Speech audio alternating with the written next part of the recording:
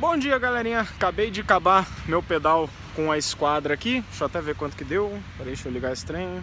Tô tendo que vir de carro porque o percursinho ali da Casa Nova pra cá é ligeiramente tenso. Hoje acabou que o finalzinho foi meio pancada, nem consegui filmar muito, mas deu 60 km, 59 km, 1 hora e 46, 33.2 de média. Don't you know, it's getting low, it's getting hard, hard, hard, hard. Então, seguindo aqui com o nosso vlog, hoje eu tava pesquisando, não lembro se vocês lembram um tempo atrás que eu comecei a fazer uma série de vídeos explicando os sistemas de suspensão que tem disponíveis por aí. Eu falei do FSR, da Epic, falei do Fold aqui da Focus, falei do Full Float da Trek.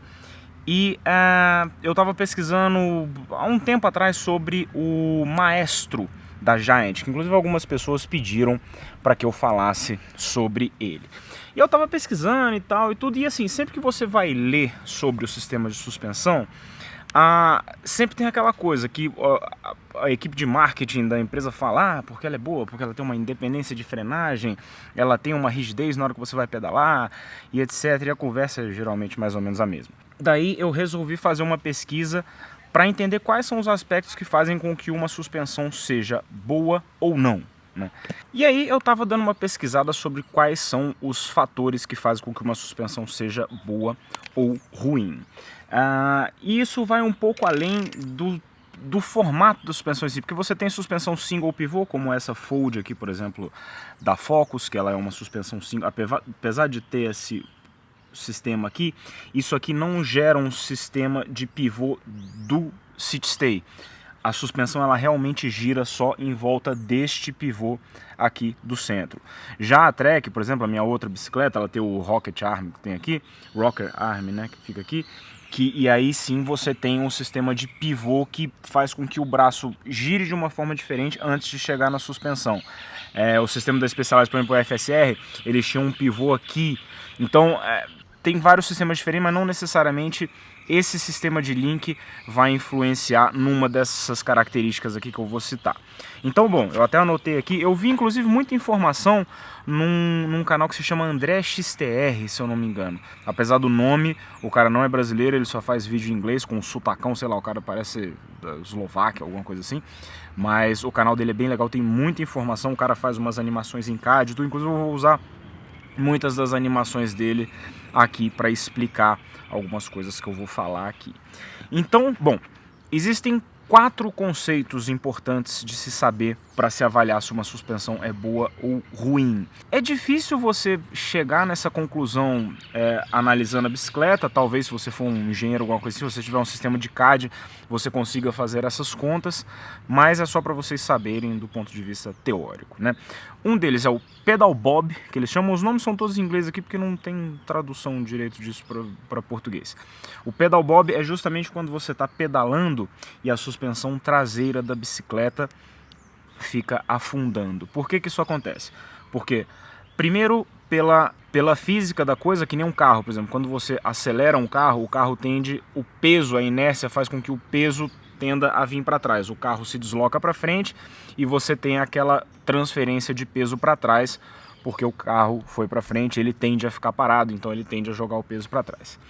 E a outra coisa é que, diferente do carro, quando você está pedalando, você faz uma força vertical ali também. Você faz força para baixo, você faz força com o seu corpo, você levanta e abaixa o seu corpo. Você não chega a fazer força de puxar o pedal, mas você levanta e abaixa o seu corpo. Então esse movimento do seu corpo faz com que a suspensão suba e abaixe também. Lembrando que esse vlog aqui é sobre suspensões traseiras, tá? E não sobre dianteiras. É sobre esta área aqui que é mais complexa e requer um pouco mais de assunto. O outro é o anti-squatting. O que é o anti-squatting? É justamente a geometria da bicicleta que faz com que você anule o pedal bob, ou seja, o pedal bob é o que faz com que a bicicleta fique chacoalhando e o anti-squatting é uma medida da bicicleta que diz com que se essa bicicleta vai anular esse pedal bob ou não. Aí eu vou explicar cada coisa dessas. Você tem o anti-rising. O anti-rising é meio que o contrário do pedal bob, na verdade é a capacidade da bicicleta de manter a suspensão independente quando está acontecendo uma frenagem da bicicleta. Também vou explicar. Então, beleza. O pedal bob eu já expliquei. O anti-squatting, o que significa isso? Significa que o quê? Dependendo da geometria da bicicleta, na hora que você está pedalando e você faz força no pedal, a corrente puxa a roda para baixo, ou seja, ele mantém a suspensão esticada.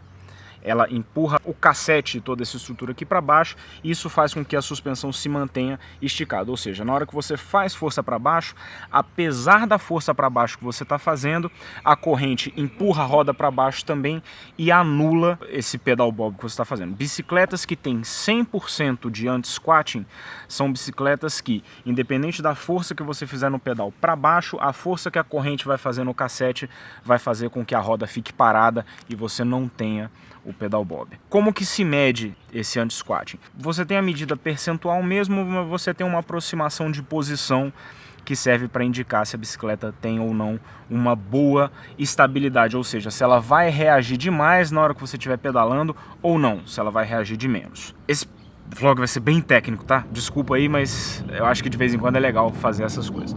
Qual que é a primeira coisa que você tem que entender? Existe uma medida na bicicleta, uma coisa na bicicleta, que se chama Instant Center. O que é esse Instant Center?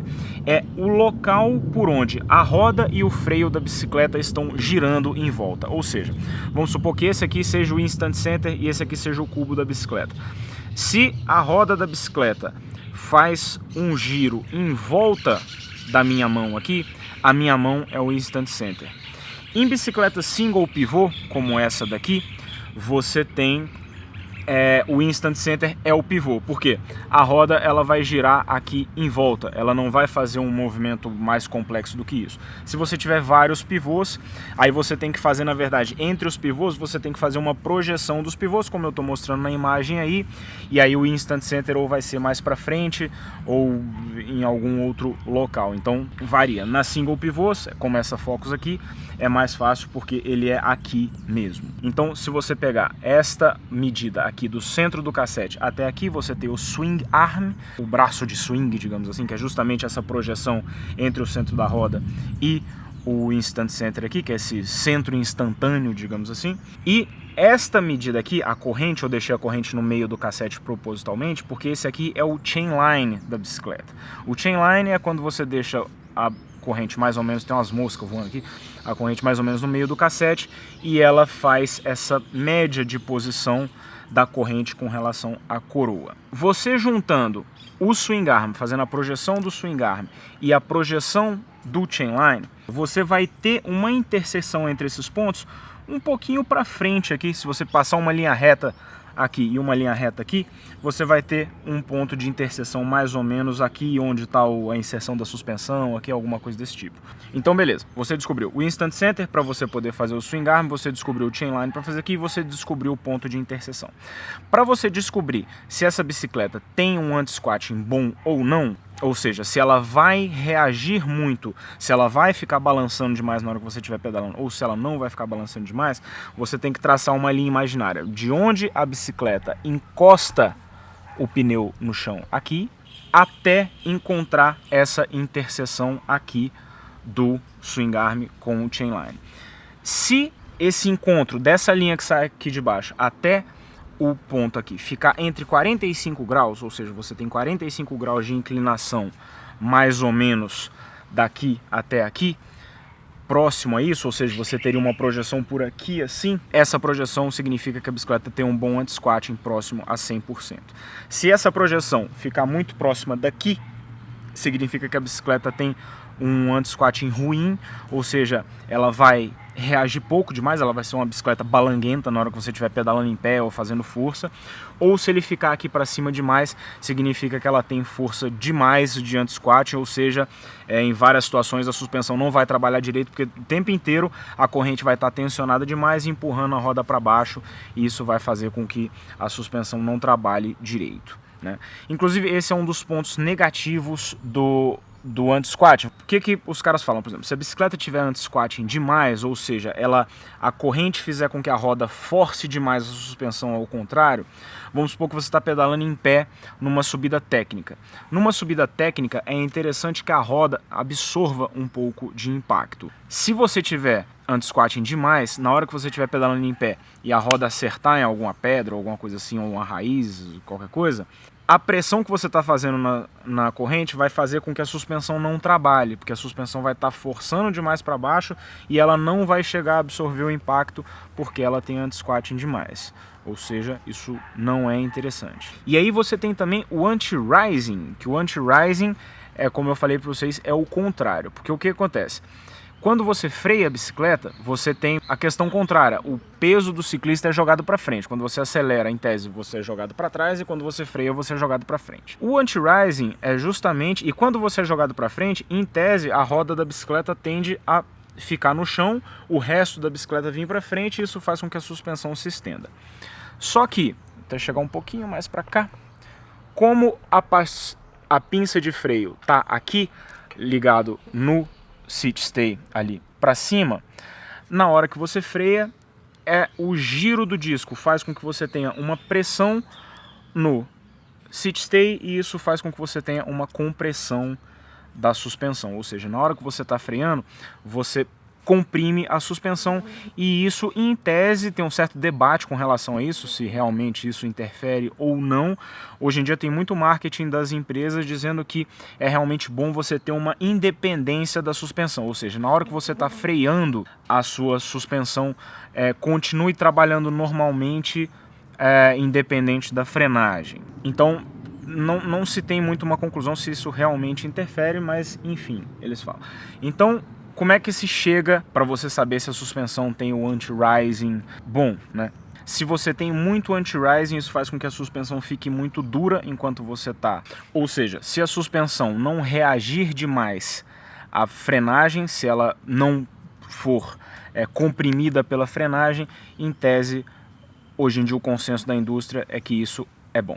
Para calcular esse anti-rising, ou pelo menos ter uma noção de onde ele fica, você tem que fazer exatamente a mesma coisa do que no outro sistema. Se você tiver uma suspensão de single pivô como essa, o instant center vai ser aqui no pivô central, e se você tiver suspensões com vários pivôs, este centro instantâneo, instant center, pode ser mais para frente ou mais para trás, enfim. Então, você vai fazer a mesma coisa, você vai fazer uma linha projetada aqui de onde a roda encosta no chão até o instant center. Quanto menor o ângulo, quanto menor esse ângulo que formar entre essa linha até encontrar o instant center aqui, mais independente é a suspensão. Nessa imagem que eu estou mostrando, por exemplo, eles pegam como exemplo a bicicleta de downhill da Specialized, a Demo 8, se eu não me engano, e ela tem, como ela tem um sistema de pivôs, que são na verdade 4 pivôs, se eu não me engano, ela joga o instant center lá para frente e isso faz com que ela tenha um ângulo bem reduzido aqui entre essa linha e o instant center, ou seja, significa que o anti-rise line dela faça esse ângulo menor, então ela faz com que a suspensão seja bem independente com relação à frenagem, né? Ou seja, em tese, com os conceitos atuais de mercado, é uma boa suspensão.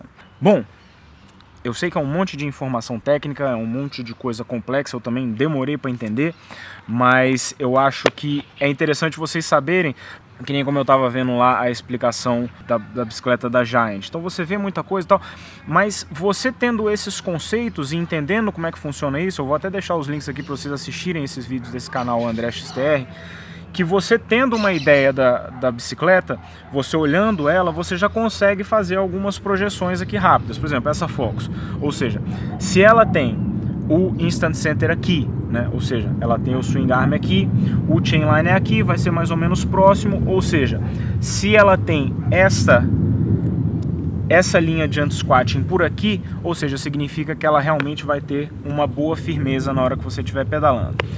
Como o instant center dela é aqui também, ou seja, o ângulo de abertura aqui da frenagem vai ser um pouco mais elevado, ou seja, ela não necessariamente vai ser uma boa bicicleta de independência de frenagem.